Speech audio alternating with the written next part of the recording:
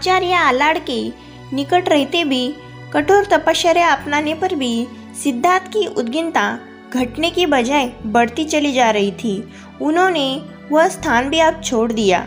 वहाँ से चलकर वो उस समय के सुप्रसिद्ध ऋषि आलार कालम के आश्रम में जा पहुँचे। इस आश्रम में उन्हें नियम संयम के साथ रहना पड़ता था। इसके अलावा यहाँ अध्यापन की विशेष सुविधा थी। इस आश्रम में रहते हुए सिद्धार्थ ने वेद, उपनिषद और दर्शन शास्त्र का गहरा अध्ययन किया था। यह प्राप्त करने पर भी उन्हें ऐसा प्रतीत होता था कि जैसे उनका मन अभी भी अतृप्त है।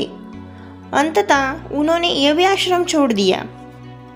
इसके बाद वो उदक रामपुत्र नामक ऋषि के आश्रम में जा पहुँचे।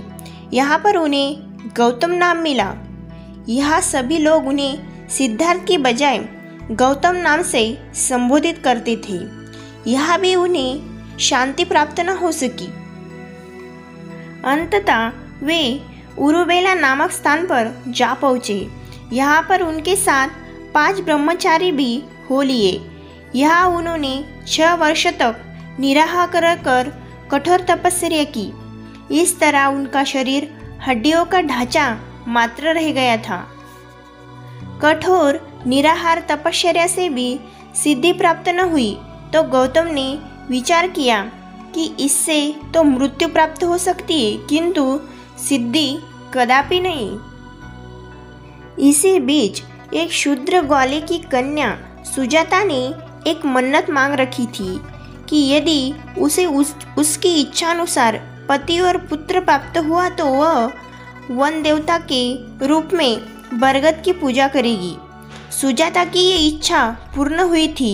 अंत उसने अपनी मन्नत के अनुसार 1000 गायों का दूध निकालकर 100 गायों को पिलाया और उन 100 गाय का दूध निकालकर 10 को और 10 का दूध निकालकर 1 गाय को पिलाया। फिर उस 1 गाय के दूध की खीर बनाकर वो बरगद के वृक्ष के निकट आई। वहाँ गौतम बैठे थे और साधना कर रहे थे। सुजाता ने खीर गौतम के सामने रख दी। गौतम ने निसंकोच होकर खीर का भोग लगाया। यह देखकर उनके निकट साधना कर रहे थे 5 ब्रह्मचारियों ने उन्हें भोग लिप्त समझकर त्याग दिया। अल्प मात्रा में खीर का भोग लगाकर गौतम को संतुष्टि मिली और उन्होंने पुनः साधना करना आरंभ कर दिया।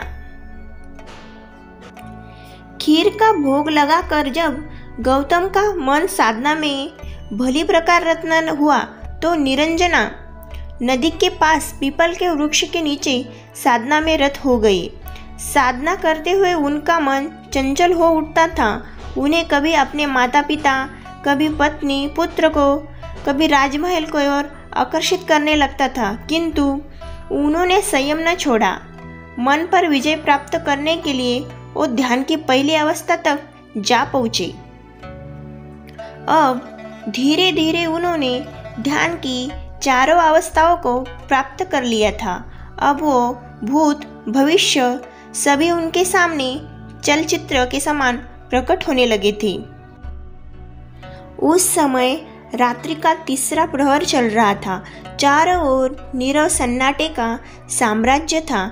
उस गहन शांति के बीच गौतम को अपने अंतर एक अनूठा प्रकाश जगमगाता हुआ प्रतीत हुआ। अनुपम ज्ञान की ज्योति उनके अंतर्मन को आलोकित करती हुई प्रतीत हुई थी। तभी उन्होंने शाश्वत सत्य के दर्शन हुए। उनके सारे संशय और भ्रम नष्ट हो गई और उनको मन को असीम शांति प्राप्त हुई थी।